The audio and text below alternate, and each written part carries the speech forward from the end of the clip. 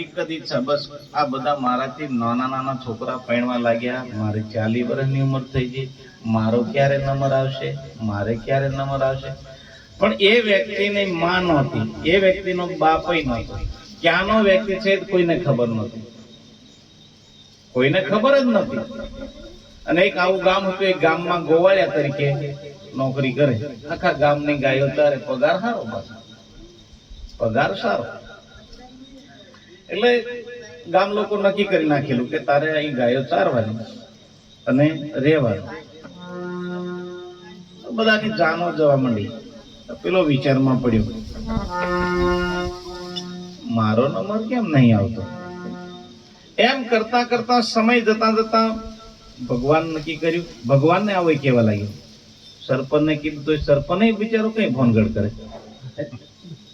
એને કોઈ તો થાંભલી હોવી જોઈએ ને, કોઈ જગ્યાએ જગ્યા તો હોવી જોઈએ ને. તો સરપંચ એવું કે આખા ગામની ગાયો ચારું છો, તો સરપંચ થઈને મારું તો કંઈક કર, કંઈક મેળ પાડ. સરપંચ કે હારું ના થઈ જશે પણ જપ કરો. સરપંચ એક દડે એના કાગળિયા તપાસ્યા, કઈ નો છે શું છે. એને પૂછ્યું, તારા પપ્પા કોણ છે? મને ખબર નહીં. તાર મમ્મી કોણ છે? ખબર નહીં. તો કયા ગામમાં છે? કે ખબર નહીં. કોઈ જગ્યાએ તારું ઘર કશું નહીં. સરપંચ કે એમ ના મેળ પડી યાર, અહીં સર્વે નંબર વાળાનો નહીં રાગ આવતો તારો કઈ રાગ આવે? સર્વે નંબર વાળાનો નહીં રાખતો તારો કઈ રાગ આવે? એટલું કીધું સરપંચ. એટલે પેલો પછી પડતું મિલ્યું, હવે મારો રાગ આવવાનો નથી. પણ એકલો ભગવાનને કીધું, હવે એકલો આખા ગામની ગાયો ચારે, ગામના નક્કી કરેલું 5000 રૂપિયા પગાર, આખા ગામની ગાયો ચારે.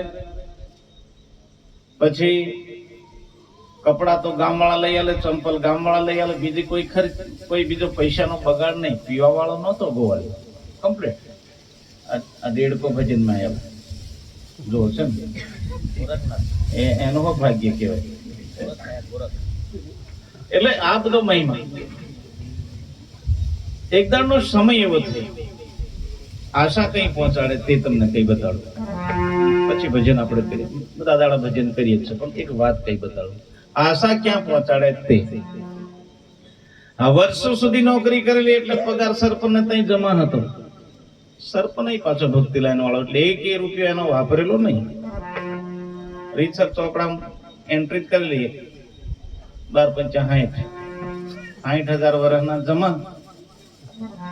ગામવાળા નક્કી કર્યું, આનું નામે આપણું ખબર નહીં, એનો બાપો પણ છે કે દાંત નાત કશું ખબર નહીં, તો એનું આપણે નામ કંઈક પાડી દઈએ યાર. 40 વર્ષ થોડોક શ્યામ હતો, થોડોક શ્યામ.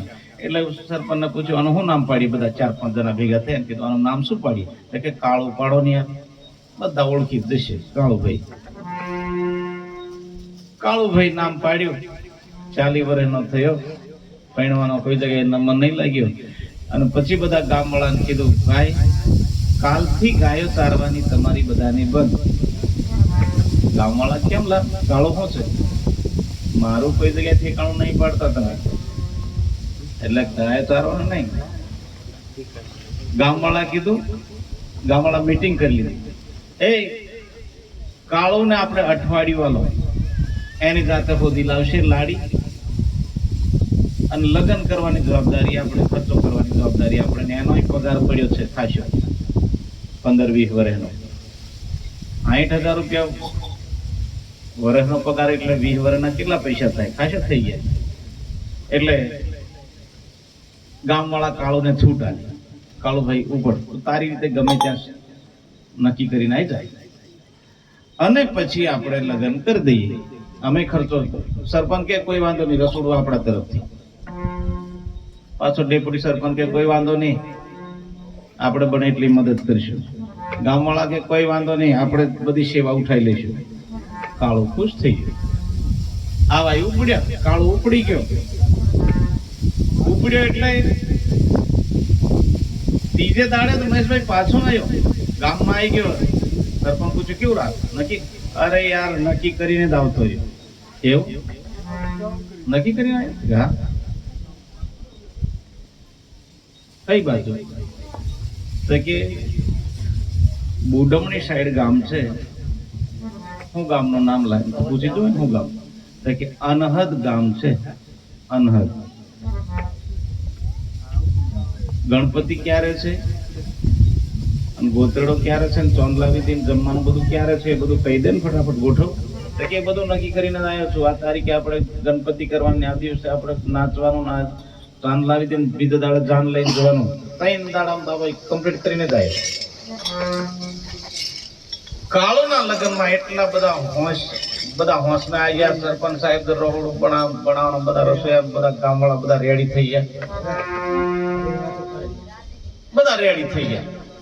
ગામવાળા હોશિયાર, ગામની દીકરીઓ એટલી બધી રાજી થઈ ગઈ. કાળુનું લગ્ન,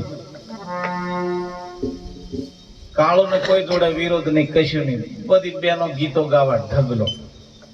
પંચાયત ઓફિસે, કાળુ પંચાયત ઓફિસે જ રહી. હવે એને ઘર નહીં.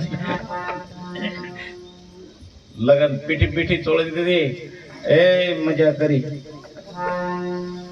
જમાડ્યા જોરદાર. આખું ગામ નહીં કોઈ ખર્ચો કર્યો એવો કાળુ ખર્ચો કર્યો.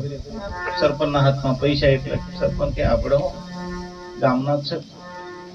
મજા કરી, કઈ ભાત નું જમવાનું બનાવ્યું. જાન ને વરઘોડો ફેરવી દીધો આખા ગામમાં. કાળુ ને ઘેર વરઘોડો ફર્યો. કોઈ જોડે વિરોધ નહીં, બધાની ગાયો કમ્પ્લીટ જ ચાલે. કાળુ એટલે એ ફર્યા કમ્પ્લીટ. પછી સવારે જાન જવાની, એટલે સરપંચ સાહેબ ને કીધું, આખા ગામમાં આપણે કોઈ આયસર બાયસર કરવાનું નહીં. 2 લક્ઝરી બહેનોની કરી દેવાની અલગ, 2 લક્ઝરી આપણા વડીલ બધા પુરુષોની, અને મારે 4 બંગડી વાળી ગાડી જોઈશે. એમ કાળુ બોલ્યો યાર. આ 4 બંગડી વાળી ગાડી એટલે શું પૂછવાનું? આ 4 લક્ઝરીઓ, 4 બંગડી વાળી ગાડી. સવાર વરરાજા તૈયાર થઈને બેઠો, બેસજો ગાડીમાં. અને બધી બસો વાળાને કીધું, તમારે મારી ગાડી જાય એટલે પાછળ તમારે આવાજ દેવાનું. ગાડી હાકી, અને જે બહેનો બેઠેલી ને એ બહેનો લક્ઝરીમાં બેઠેલી બહેનો ગીત ઉપાડ્યું. ગાડી હળવી ધીમી હાકો લાલ ઝૂલાય. કાળુ કે મજા પડવા માંડી છે. અમારે કાળુ ભાઈ ની ગાડી ઝૂલવાગે. કાળુ કે હા વાગે. 40 વર્ષે ટેણવા માંડી તો હું યાર કેટલો ખુશ મારી મોણા. એક ગાડી નીકળી, એક દાડો ગાડી ચાલ કરે અને કહી દીધેલું સરપંચ ને, જેટલો મારો પગાર હોય એટલો લઈ લેજે ભાઈ, પૈસા જેટલા હોય એટલા લઈ લેજે. સરપંચ બધા પૈસા લઈ લીધા કમ્પ્લીટ. જઈ ડીઝલ ખૂટે ત્યાં પુરાઈ દેવાનું, બીજી માથાકૂટ નહીં. જઈ ભૂખ લાગે ત્યાં બધા જાણ્યા ખવડાવી દેવાનું, માથાકૂટ નહીં કરવાની. કાળો આટલો બધો પાવર મેં ફૂલ પૈસા. ડીઝલ પુરાવતા ખાતા બધા પૈસા ખલાસ થઈ જાય. અને પછી હતા મહેશભાઈ જેવા, એટલે કીધું, એ વરાદાન ગાડી બી રાખો. એટલે આગળ જ્યાં આમાં પ્રમુખ સાહેબ જેવા ઉપડી જાય, એ કાળો કેટલેલા હજુ? તો કે હજુ વાર છે, હજુ આગળ છે, હજુ આગળ છે. એમ સરપંચ સાહેબ ને પૂછેલા બજેટ કેટલું છે? કે પૂરા થઈ ગયા, પૈસા પૂરા થઈ ગયા, ડીઝલ માં ખાવામાં બધું પતી ગયું. 4 લક્ઝરી ને ઓડી જાય, હું ટકાય બોડી કરતી જાય. એમ કરતા ગાડીઓ નીકળી આગળ. ડીઝલ ના પૈસા પૂરા થઈ ગયા. એટલે પછી કાળુ કે કોઈ ટેન્શન લેશો, હજુ મારા હારી આગળ છે, પણ પ્રમુખ સાહેબ જેવા કો ખિસ્સામાં લાયો હોય તો ડીઝલ પુરાવે. પ્રમુખ સાહેબ હતા એ બધા પુરાઈ દીધું. સરપંચ ને કીધું, તું લાયો હોય તું ભાઈ પૂર નહીં આવે, આપણે નોકરી બધું વાળી લઈશું. પત્યું એમના બધા ખાલી કરી નાખ્યા. કોઈ જોડે કશું રહ્યું નહીં. તો પછી બહેનો પૂછ્યું, બહેનો તમારી પાસે? કે કોઈ કે મારી પાસે ચાંદીની બંગડી છે, કોઈ કે મારી પાસે સોનાની બુટ્ટી છે. તો કે વેચો, પૂરો ડીઝલ પૂરો. બધી બહેનો ને પારખો જીહટ કરી નાખી, રકમ વગર ની કરી નાખી, ને આદમી બધા પૈસા વગર ના કરી નાખ્યા. તાળીઓ બધું ખલાસ થઈ ગયું. એક ગાડીમાં ડીઝલ નહીં, કશું નહીં, બધા ખાલી હોજાટ થઈ ગયા. પછી મહેશભાઈ જેવો ગરમ થઈને દોડ્યો, એ કાલે હું છે જે હોય કે ને કેટલે તાર હારી. તમને મેં કીધેલું કે નહીં, અનહદ માર હારી, એની કોઈ હદ નહીં. તમને કીધેલું કે નહીં, અનહદ મારી હારી, કોઈ હદ નહીં. એવું લાગતું. હવે પણ આ દશા આપણે હું આપણું એટલે બધે પહોંચી ગયા.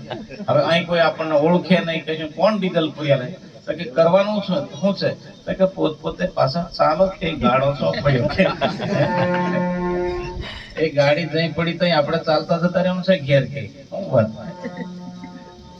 આવો કાળ્યો રે કહેવાનો અર્થ એવો, થોડીક વાત જ્ઞાન કરી બતાડું. કહેવાનો અર્થ એવો કે જ્યાં સુધી આ જીવ મૂળ ઘરનો ઠેકો નહીં મળે ત્યાં સુધી આ જીવ કાળિયા જેવી દશા થશે. સદગુરુ મહારાજનો ઠેકો હોવો જોઈએ. જવા નીકળ્યા છો એટલે સંતોને કહેવું પડ્યું કે ગુરુ કરી ઘર જાણવું, અંતે લાગે કામ, જોયા વિના દશો ક્યાં ભટકો છો અજાણ. જાણી લેવું પડે. એટલે સંતો કહે ચાલો આપણા ગુરુજીને સંગ, સાચા સતગુરુના સંગ, બતાવે ઘર આપણા રે. આપણું ઘર, આ જીવ કયા ઘરનો રહેવાસી છે એ ઠેકો આપણા ગુરુ બતાવે, બીજો કોઈ નહીં બતાવે. બીજાની કોઈની તાકાત પણ નથી. એટલે કબીર સાહેબ એક શાખામાં બોલ્યા, હંસા ચલી રે ગયા સતલોક, फिर नहीं आएगा. हंसा चले गया सतलोक, फिर नहीं आएगा. મજૂરી કરી કરી પૈસા કમાયો હોય એ પૈસા લઈને પોતાના ઘેર પહોંચી જાય પાછો હુલિયો રખડવા જાય. ખરો મારે એમ કેવું છે કે આપણા ભાગ્યમાં મારે એમ કેવું છે કે અમે આ જગ્યા પર બેઠા છે એ ગુરુની કૃપા છે. ગુરુ કૃપા હી કેવલ. કોઈ બી કાર્ય કરો ગુરુ આગળ હોવો જોઈએ. દુનિયામાં શ્રેષ્ઠ આસન છે, ઊંચામાં ઊંચું પદ છે ગુરુ. રામને ગુરુ કરવા પડ્યા, બાબાને ગુરુ કરવા પડ્યા. બાળકનાથ ગુરુ, બાબાના ગુરુદેવ, ગોરખનો ચેલો. આ મહિમા તો જોવું છે ગુરુ. એટલે અમે ઘણી વાર બોલીએ છીએ કેમ રહીએ ગુરુ વિના, કેમ રહીએ. અમે સંતોના ચરણોમાં રહીએ, પણ ગુરુ કરો પારખું હોવો જોઈએ. 50 રૂપિયાની માટલી આપણી બહેનો રે ને કુંભારને ત્યાં માટલી લેવા દે ને તો એ બહેનો ઠોકે, પોતે ઠોકે માટલીને, પછી જોડે વાળી બેનપણીઓને પૂછે આ લઈ લઉં એમ. તું ઠોકે તને હજુ નહીં સમજણ પડતી? 1 50ની માટલી લેવી તો પૂછવું પડે છે, ટકોરો લગાવવો પડે છે, લગાઈ જોવાનું. પરીક્ષા તો કરવાની ને. એ પરીક્ષા કોણે કરી હતી? એકલવ્ય કરી હતી. સદગુરુ મહારાજનો એ પરીક્ષા અર્જુન કરી હતી અને એ પરીક્ષામાં પાસ થયા. ત્યારે બોલવામાં આવ્યું, ગુરુ કો કીજીએ બંદગી દિલ में श्वासो श्वास. આ એકલવ્યનો શબ્દ. गुरु को कीजिए बंदगी दिल में श्वासो श्वास. एक गुना तो क्या करे लाखों गुना पार में ले. सदगुरु महाराज नो बोले रामदेव जी भगवान नो